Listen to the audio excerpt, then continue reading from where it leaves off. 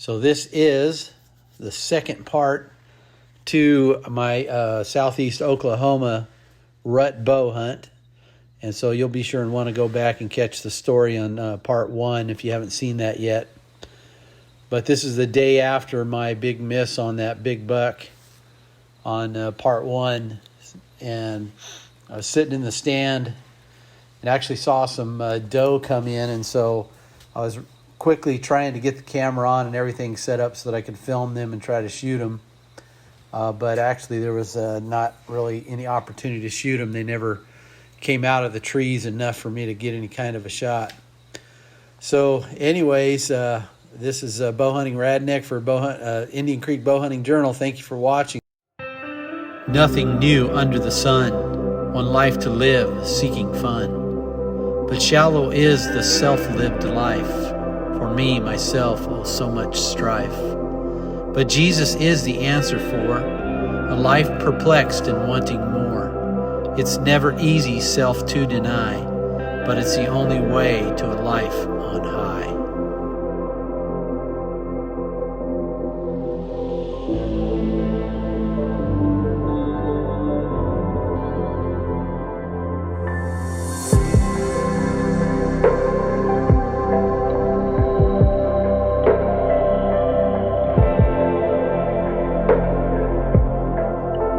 So that evening after missing that big buck, I was treated to this really, really beautiful sunset.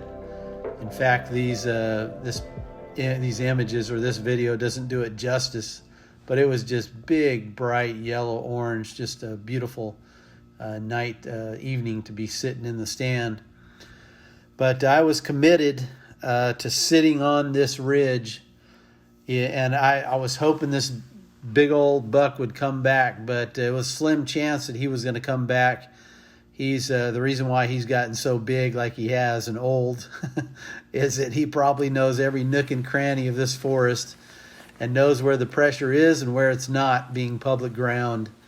I actually had a gentleman that was camping at the bottom of the canyon there who had said that he was familiar with this big buck. He had seen it before as well. But anyways, I was committed to sitting there in that tree for the rest of the time. The next day, in the evening on the 10th, I actually had an opportunity at a deer. Had a doe come in, and she came through, and I flipped the camera on and watched her walk through it. I was expecting her to come through the other side, just about where that other buck came through that I missed. And she actually turned around and walked back out the other way. So I had a slim, narrow spot to shoot this deer. So watch what happens.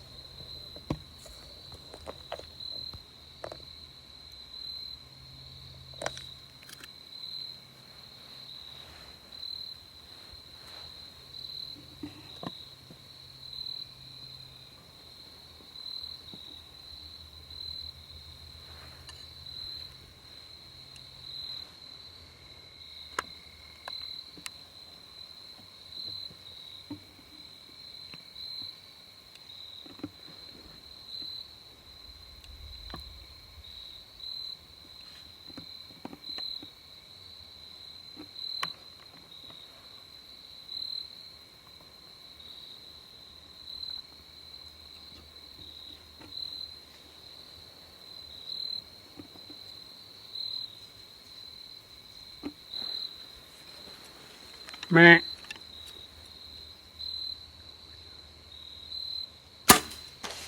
Boom. Nailed it.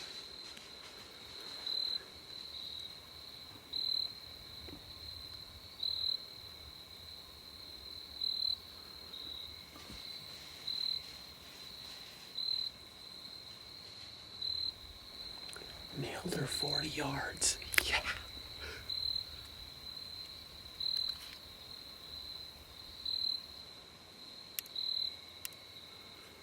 I think I heard her go down. 40 yards. I can't believe it. She stopped in my one little opening that I could shoot. One small opening. She came from that way. She came from this way, and I saw her come by. And then I turned all the cameras on, and she started walking back out again. I wish it was that big buck, but I think it's a doe. I'm pretty sure it's a doe.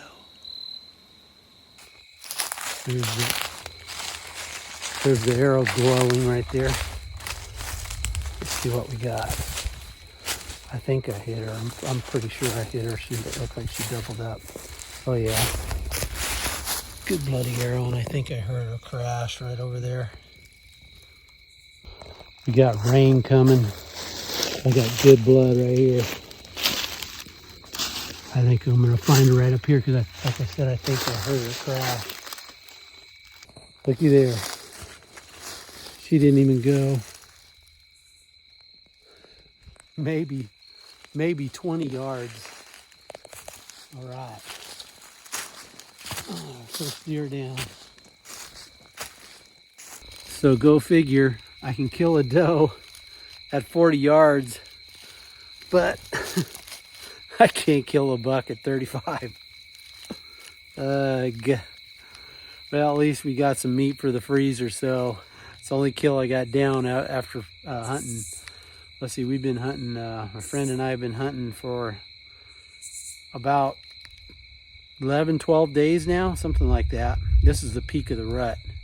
So, good thing I found this doe because it's supposed to start raining. You can hear the thunder in the background. I got to get up here and get this doe down the hill, so I'm way up on top of the mountain. Get it taken care of. So we are back up in our tree, getting set up that we've been in all week. 2 days ago. Well, I was on that side. Since then, since I got a shot at that buck, which was 2 days ago, 9:30 in the morning. Out of I was actually hanging in my my saddle. 35 yards, missed him right over there. And then last night, 40 yards down the hill right there, I had marked that spot. That was the farthest spot that I could shoot. The farthest spot that I could shoot in all this area without hitting tree limbs. And that doe, I bleeded and it got that doe stopped right in that spot at 40 yards. Put that 40-yard pin on her and nailed her. Too bad that wasn't the buck though. Anyway, we got 3 more days. This is Thursday, Friday, Saturday, Sunday, and Sunday. I gotta leave Monday, but we're gonna hopefully get it done with a big buck. But we are now on the back side of the peak of the rut. Peak of the rut was yesterday, and now we're on the downhill slide. So hopefully the bucks will be moving around a lot, trying to pick up those last does that are in heat. So stay tuned. So fast forward to the next day, and I could hear mid-morning, could hear some deer kind of rustling in the leaves down below me off the ridge. And it didn't take long for a doe to come traipsing through, so I figured bird in the hand, I was going to take the opportunity.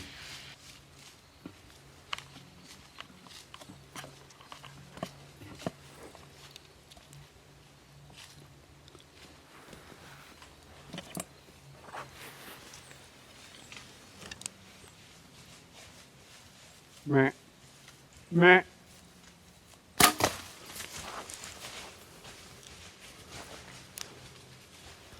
If you're wondering what I'm doing there, I heard another deer back there and thought maybe that big buck was behind her. And I did hear a deer back there. It was a little further back, and not sure if it's a buck or not.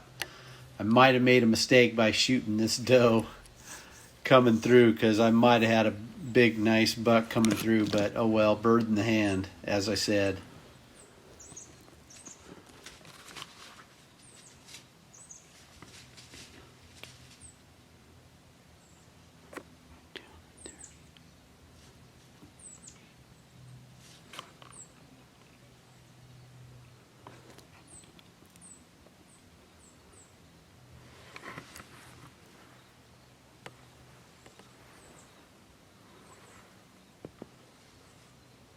Yeah, baby.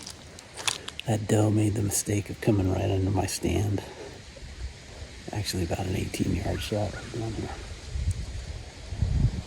I was reloading because I heard another deer behind it.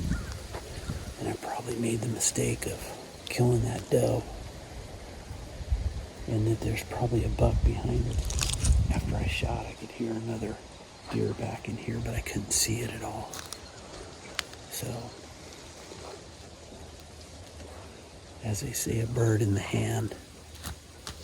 That's actually probably about only the fifth deer that I've seen in 2.5 weeks. Well, 2 weeks of hunting. Yeah, something like that. So I said, bird in the hand, I'm going to shoot it.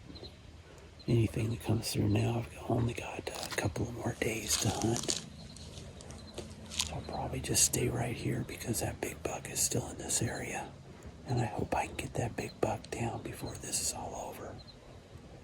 So, except my night hunting's probably messed up. I'm gonna go take care of that deer. It's just right over here, 30 yards. So, I give it another 30 minutes, an hour,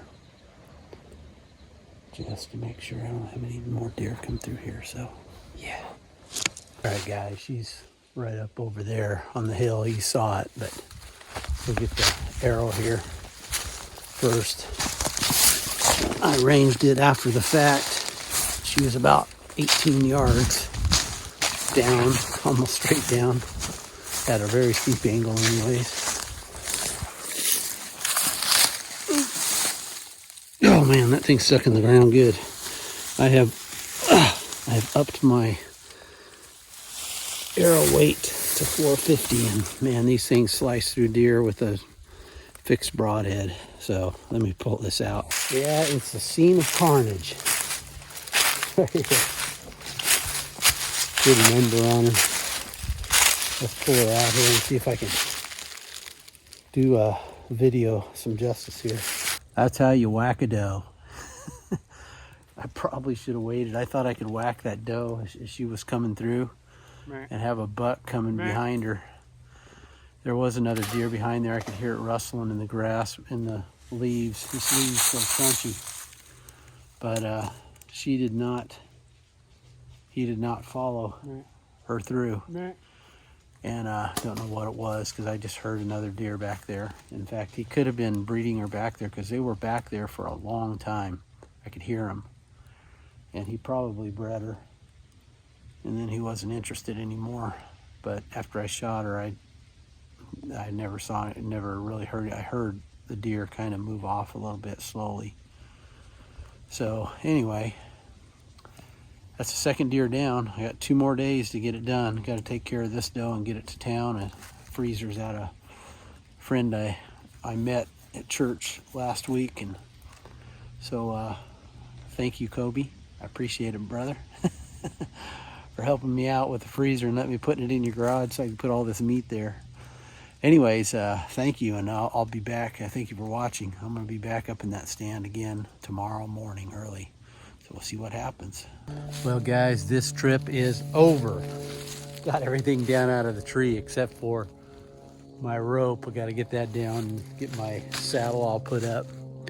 But man, has this been a fun trip. 2.5 weeks of hunting here in southeast Oklahoma. And as you saw, we were actually, if you want to come up here to Oklahoma, pretty cheap license, $290 I think it was. And I had to pay some permits and fees and things like that. A little over $300, something like that is what I spent for a license up here. It's really cheap. And there are literally in southeast Oklahoma, there are hundreds of thousands of acres you can hunt here. It's just amazing how much acreage that is here, public land that you can hunt. And we've pretty much during the week, we've had the forest to ourselves. I just had one hunter this weekend down the hill here. I don't even know if he's still down there or not. He was there yesterday. But it's bow season is not crowded, and so they have not shotgun but muzzleloader season right before rut really kicks in, and then the whole rut is just bow hunting. So it's been basically the forest to ourselves. I am spoiled having land in Texas though, because I only saw a deer on stand maybe 4 or 5 days out of the 2.5 weeks. And of the, let's see, I saw 1, 2, 3, 4, 5, 6 deer all together the whole week. The first deer I saw was that big buck right over there, and I missed him. You saw it. And then the other 2 doe, of course, I shot shortly. One the day after I missed the buck, and then another one 3 days after I missed the buck. And then I also saw some doe come in over here one of the days. There were 3 of them, I believe. So that's what, 3, 4, 5, 6 deer that I saw in 2.5 weeks. So don't expect you're going to come here and see deer all the time. You got to hunt hard. And how I figured out and found the deer was I just took Onyx map, and I looked at the furthest place I could get away from roads and the hardest place to get to. And this is pretty much it. There are some harder places, but this is way off. And then I kicked that big buck up, talked to a local guy, just he actually said he's been hunting here 35 years. Talked to him last night. Told him that I missed that big buck, and that I think it was a 6-point. That's what I told him, based on the blurry pictures I got, and it wasn't able to zoom in on him. And he said, yeah, there's a big 6-point buck up here. It's really old. And you can tell from his sway back and beer belly, he's an old buck. So that would have been awesome, harvesting that old buck. But hey, you know, when you're nervous as heck trying to kill a big buck like that, that's what makes it fun. It's just the adrenaline is just going crazy. Anyways, hope you enjoyed that hunt. Just if you're gonna come up here, just scout. If I was to do this again, I probably wouldn't spend as much time up here. I'd probably do 2 weeks. November 10th is, the biologist told me, November 10th is the peak of the rut. And so I would place my days, however many days I had, on each side of the 10th. And then I might come up here a day early to scout, just do scouting. I mean, maybe a couple of days of scouting, pick out some places on Onyx map, on some public land, and then get out and scout and find out where the scrapes are happening, because just hunt the scrape lines. And this big buck actually came into a mock scrape that I had made. He's got a scrape line in here. There's a scrape down off the hill over here, and then there's another one way down the hill, and then there's another one way down the hill. So there's 3 of them I know that he's got in here, and I put 2 more on the top of this hill, and I've just freshened them up once. Every time I'd come in, I'd just freshen them up. And he was walking that time I got that shot to him right there at that one. So that's how I got him in, at least a bow range. Anyway, thanks for watching. This is the Bow Hunting Radneck for Indian Creek Bow Hunting Journal. As always, thank you for watching, and may the Lord bless you. You've had a great time, and God is good, man. I tell you what, just to get out here in nature and have this kind of time to hunt. So thank you for watching.